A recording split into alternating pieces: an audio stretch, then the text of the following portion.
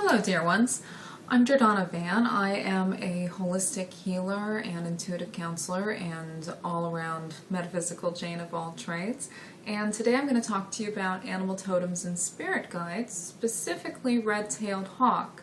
And the reason I chose that one is because it was the first one that ever showed up for me. So essentially, I am finally fulfilling the message that it delivered to me. As far as a spirit guide goes, red-tailed hawk often shows up for healers, so it may not be your first visit.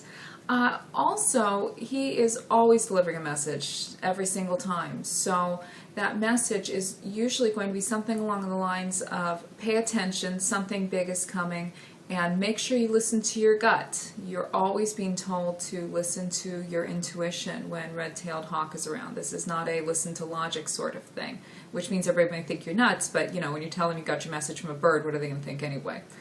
Also, red-tailed hawk often tells us that we need to look at the larger picture. So it's not about getting lost in the details. If you think about it in terms of hawk is always soaring above everything, he can see the big picture. That's what you're being asked to do.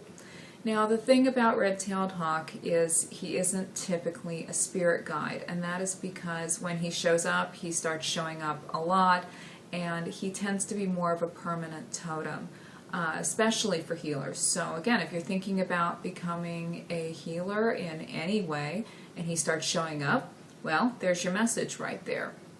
So as far as being a totem, if you are a red-tailed hawk person, how do you know? First off, you've probably been told your entire life, you are so intense. I remember that one. Red-tailed hawk people are very intense. They are very passionate. They are the visionaries. They're very creative. And they are the ones who go after their dreams and seem to achieve them time and time again. They create these amazing things, and it looks so easy. It isn't easy, unfortunately. There tend to be a lot of inner struggles that seem to happen, but red-tailed hawk people also are not really emotive. They tend to be very logical and visceral about their emotions. So yeah, they feel them, but you won't see them. So you see them create these beautiful things without knowing how much work went into achieving them. This also goes into what it means to be a hawk person, which happens usually with people who have some form of a predator totem. When there's a lot of power there, when you're a very powerful person, people will often come into your life to try to pull you down, and this is out of their own insecurities. When you see someone who is very powerful, if you're not secure in your own power, if you don't have a lot of self-esteem, rather than trying to become more empowered, you may just go try to tear the other person down, because then you don't have to think about it anymore. This happens to red-tailed hawk people quite often.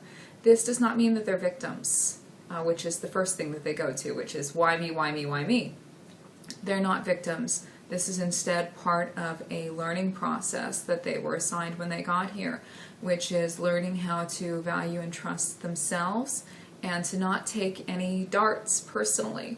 That being said, sometimes they do earn those darts. Red-tailed hawk people, they call it like they see it. It goes along with having the sharp beak and the talons, if you think of it in those terms.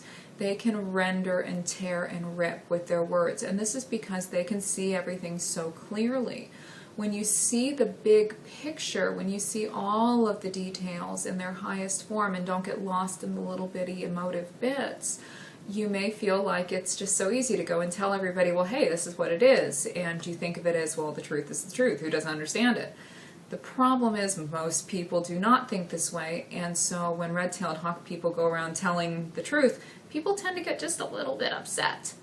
So being a red-tailed hawk person also means that you need to be aware that just because you can see what's going on doesn't mean you need to share it with everybody, or if you do feel the need to share it, that you need to be very, very tactful in the way that you do it.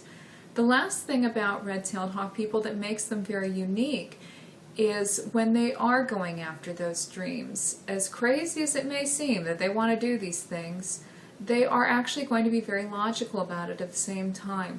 They are able to stay very, very grounded in reality while still going and creating these amazing things. So, If you want more information on red-tailed hawk, or if you'd like a better way to remember what all of this means, you can actually check out my YouTube link to Soar High, which is the song I've written about red-tailed hawk. I am a musician, I sing, I play piano and guitar and all that, but I'm a little rusty, so you'll have to forgive my voice.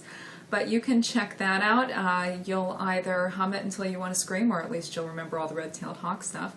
You can also visit my website, which is www.ravenlightholistichealing.com, for more about me and holistic healing and readings and everything that I do.